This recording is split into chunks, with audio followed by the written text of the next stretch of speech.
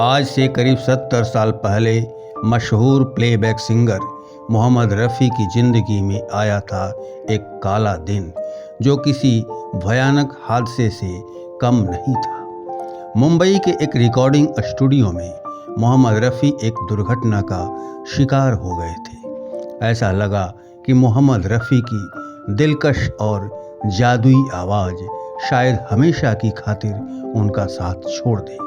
सभी संगीत प्रेमियों की सांसें मानो थम सी गई थी। आइए चर्चा करते हैं कि दरअसल मामला क्या था। अपनी शानदार गायकी से सबको मदहोश कर देने वाले अमर गायक मोहम्मद रफ़ी ने अपने श्रोताओं के लिए हर तरह के गाने गाए।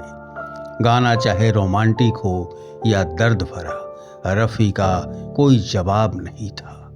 साल था 1952 का, जब मोहम्मद रफ़ी के एक से बढ़कर एक गानों से सजी एक फिल्म रिलीज हुई, जिसने सिने जगत में तहलका मचा दिया था। इस फिल्म का नाम था बैजू बावरा।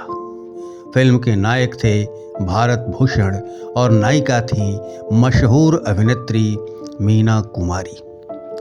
चूँकि बात गानों की हो रही है, इसलिए आप यह भी जान लें कि फिल्म के गीत लिखे थे शकील बदायूनी ने, जबकि संगीतकार थे नौशाद। इस फिल्म का एक गाना ओ दुनिया के रखवाले बेहद चर्चित साबित हुआ था।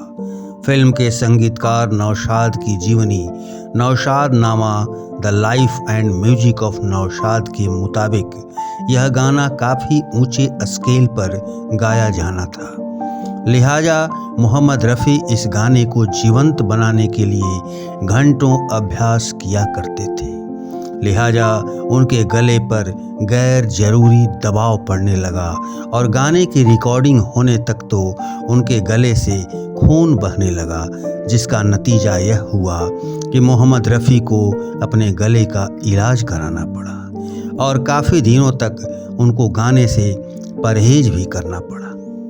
मगर इस बात को लेकर रफ़ी को किसी से कोई शिकायत नहीं हुई और फिल्म के संगीत निर्देशक नौशाद को तो उन्होंने कभी खुद बताया भी नहीं।